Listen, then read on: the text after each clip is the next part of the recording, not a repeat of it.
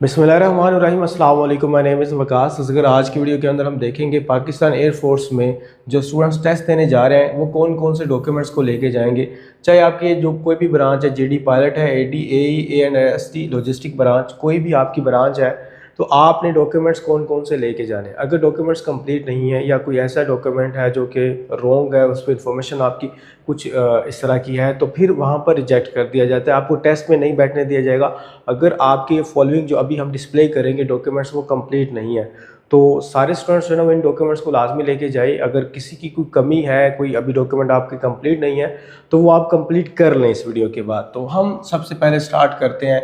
आपके ओरिजिनल जो एक रोल नंबर स्लिप होती है उसके ऊपर ये 3 सेक्शन मेंशन होते हैं, ए, बी और सी, कि आपने कौन कौन सी चीज़ें लेके जानी है, और वो आपने जो डॉक्यूमेंट्स लिखे हुए होंगे वो तो लाजमी लेके जा रहे हैं। लेकिन हम डिस्प्ले करते हैं जी क्या लिखा होता है। सबसे पहले यहाँ पर मैंने लिखा हुआ है आपको ओरिजिनल मैट्रिक का रिजल्ट कार्ड, ठीक है। एक तो ये आपने लेके जाना है, साथ में आपने अपने ओरिजिनल इंटरमीडिएट का जो रिजल्ट कार्ड है वो लेके जाना है। अब सवाल करते हैं सर उन्होंने लिखा होता है कि सनद आप लेके जाएं। देखिए मैट्रिक को किए हुए अगर आपको 2 साल हो गया ना, मैट्रिक की बात करूँ तो पाकिस्तान में ऐसा होता है कि ज़्यादातर 2 साल के बाद सनद आती होती है, उससे पहले आपके पास ओरिजिनल रिजल्ट कार्ड ही होता है।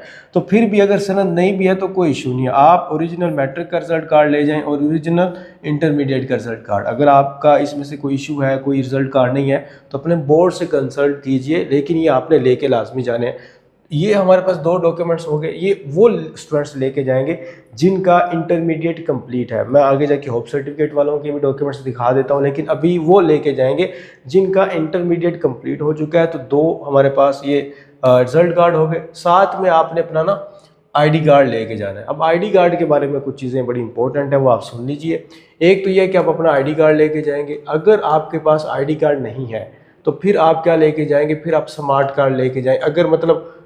अगर से मुराद नहीं है, आप ऐसा करें कि आपने अगर 18 से बिलो है, ठीक है, तो फिर आपने लेके जाना है अपना स्मार्ट कार्ड।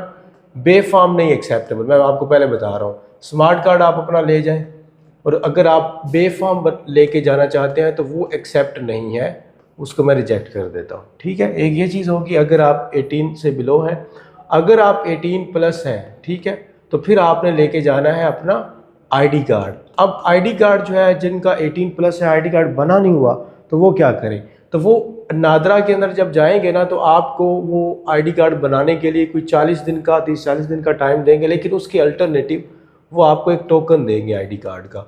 तो अगर टोकन भी एक्सेप्टेबल है वहाँ पर, आईडी कार्ड नहीं है तो टोकन लेके जा सकते हैं आईडी कार्ड का, जो कि नादरा से आपको मिलता है। लेकिन अगर आप 18 साल से कम एज है आपकी, तो फिर आप स्मार्ट कार्ड लाजमी लेके जाएंगे। मैं आपको इस चीज़ की रेपिटेशन रिपीट कर देता हूँ कि आपने क्या लेके जाना है। अच्छा, अगर आप 18 से बिलो हैं, मैं माइनस लगा देता हूँ, तो फिर आप क्या लेके जाएंगे, स्मार्ट कार्ड, ठीक है, ये हमारा लिख दिया। और अगर आप 18 से अबव है तो आप लेके जाएंगे अपना आईडी कार्ड, और अगर आईडी कार्ड नहीं है तो उसको आप टोकन लेके जा सकते हैं नादरा से आईडी कार्ड बनने के लिए। और क्या क्या एक्सेप्टेबल नहीं है, फॉर्म जो बे है, जिसको बे फॉर्म भी आप कहते हो, वो आपका एक्सेप्टेबल नहीं है, चाहे आप 18 से कम भी है, ठीक है, ये आप लाजमी लेके जाइएगा। एक और चीज़ इसमें मेंशन मैं करता चलूँ, अगर आपके पास ये स्मार्ट कार्ड है या आप मतलब स्मार्ट कार्ड लेके जा रहे हैं, तो फिर आप अपने फादर का और मदर का जो है, इन दोनों में चले एक सा ही ले जाए, लेकिन दोनों के ले जाएं। इनका जो आईडी कार्ड होगा ना उसकी फ़ोटो कॉपी लाजमी लेके जाइएगा। फ़ोटो कॉपी मैं कह रहा हूँ, ओरिजिनल ना भी लेके जाएं तो कोई मसला नहीं है। अगर आपके पास स्मार्ट कार्ड है तो अपने फादर और मदर की जो आईडी कार्ड की फ़ोटो कॉपीज़ हैं वो लेके जाइएगा। लेकिन अगर अपना आईडी कार्ड ही है तो फिर फादर और मदर के आईडी कार्ड्स की कोई ज़रूरत नहीं है। अच्छा, ये चीज़ होगी। एक और चीज़ भी इसमें उन्होंने लिखी होती है, एक्सपायर आईडी कार्ड जो होता है ना, अगर आपके मदर और फादर का भी एक्सपायर आईडी कार्ड है अगर, तो अगर आप स्मार्ट कार्ड पे जा रहे हो और एक्सपायर आईडी कार्ड उनका फिर नहीं लेके जा सकते, वो भी रिजेक्ट है। उसके बाद हमारे पास आ जाता है जी 3 फ्रेश फ़ोटोज़ ले जाएं। 2 का लिखा हुआ है, आप 3 ले जाएं, तो 3 फ्रेश फ़ोटोज़ लेके जानी है, और कलर्ड जो ब्लू बैकग्राउंड होता है वो आपने करवा के लेके जाना है। तो ये आपकी 3 फ्रेश फ़ोटोज़ हो गई। अब डॉक्यूमेंट्स यहाँ पर हम थोड़ा सा फाइनल कर लेते हैं। एक क्या है, मैट्रिक का रिज़ल्ट कार्ड, फिर इंटर का रिज़ल्ट कार्ड, फिर आपकी ये फ़ोटोज़ होगी, फिर आपका आईडी कार्ड होगा। 4 डॉक्यूमेंट्स हो गए। एक चीज़ मैंने नहीं लिखी, वो है आपका डोमिसाइल। تو ڈومیسائل بھی اسٹوڈنٹس لازمی لے کے جانا ہے، ٹھیک ہے. تو ڈومیسائل بھی لے کے جائیے گا، 2 2 4 اور 1 5، ٹوٹل ہم نے 5 ڈاکیومنٹس لے کے جانے ہیں، اور آگے ان کی فوٹو کاپیز بھی 2 2 لے کے جانی ہے، ٹھیک ہے. ان پانچوں کی 2 2 فوٹو کاپیز بھی لے کے جانی ہے. اس کی بھی آپ 2 فوٹو کاپیز کروا لیجئے گا، اور اس کو اٹیسٹڈ آپ نے کروا لینا ہے. اس کی بھی 2 فوٹو کاپیز، اس کو کروانے کی ضرورت نہیں ہے، اس کی بھی چاہے آپ 2 فوٹو کاپیز. تو کتنی؟ 2 2 4 اور 6، تو پھر 6 آپ کی فوٹو کاپیز ہو جائیں گی، ٹھیک ہے. اور اس کے علاوہ آپ کے پاس جو اوریجنل ہے اس کو آپ سیپریٹ رکھیے گا. 6 کیا ڈومیسائل کی بھی آپ نے فوٹو کاپی کروانی ہے، تو 8 فوٹو کاپیز ہو جائیں گی آپ کی.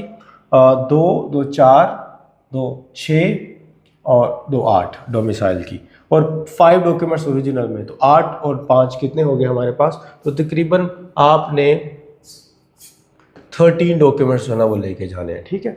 ان کو آپ نے فوٹو کاپیز کو سیپریٹ کر لینا ہے. اوریجنل جو 5 ہوں گے آپ کے، یہ رزلٹ کارڈ، آپ کی فریش فوٹوز، آپ کا ID کارڈ اور آپ کا ڈومیسائل، اس کو آپ سیپریٹ کر لیجئے گا. اس کے بعد ہمارے پاس آ جاتا ہے جی ہوپ سرٹیفکیٹ کی بات کر لیتے ہیں، بلکہ اٹیسٹیشن کی بات کر لیں.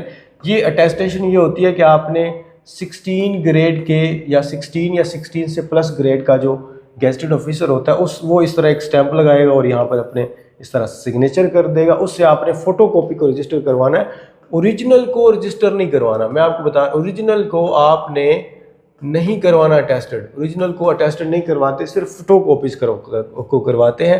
اب اس میں آپ نے ایک سٹمپ لگوانی ہے، ٹھیک ہے.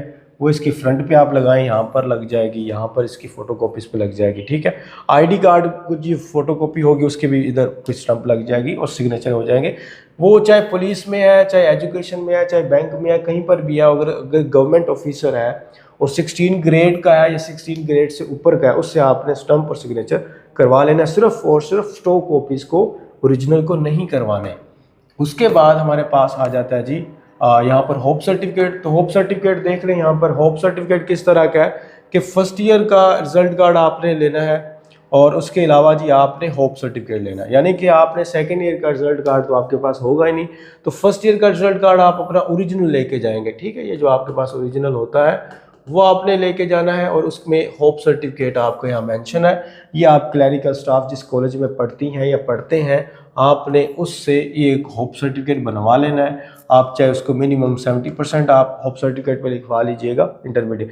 تو وہ کیا لے کے جائیں گے؟ وہ تمام ڈاکیومنٹس پچھلے والے میں نے ان کو دکھائے ہیں، اس میں سے سیکنڈ ایئر کا رزلٹ کارڈ آپ نہیں لے کے جائیں گے کیونکہ آپ کے پاس ہے ہی نہیں. تو سیکنڈ ایئر کی عوض آپ 2 چیزیں لے کے جائیں گے، ایک فرسٹ ایئر کا رزلٹ کارڈ اور ایک آپ ہوپ سرٹیفکیٹ لے کے جائیں گے. تو ان کے ڈاکیومنٹس ٹوٹل جو اوریجنل فارم میں ہوں گے وہ 6 بن جائیں گے، ٹھیک ہے. یہ آپ کو میں بتا رہا ہوں. اس کے بعد ہی ہمارے پاس ایک میں آپ کو بتا دوں، اس میں جو ہوپ سرٹیفکیٹ والے ہیں وہ فرسٹ ایئر کا رزلٹ کارڈ لے کے جائیں گے، ٹھیک ہے. یہ سیکنڈ ایئر کا تو ان کے پاس ہوگا نہیں، تو فرسٹ ایئر کا رزلٹ کارڈ وہ لے کے جائیں گے، اور ساتھ میں وہ ایک ہوپ سرٹیفکیٹ لے کے جائیں گے بس. اور اس میں کوئی چینج نہیں ہے، باقی وہ ساری چیزیں وہ ویسے کے ویسے ہی جو ہے نا وہ لے کے جائیں گے. اگر آپ نے پاکستان ایئر فورس کی پریپریشن کرنی ہے تو اس کے بارے میں سن لیجئے.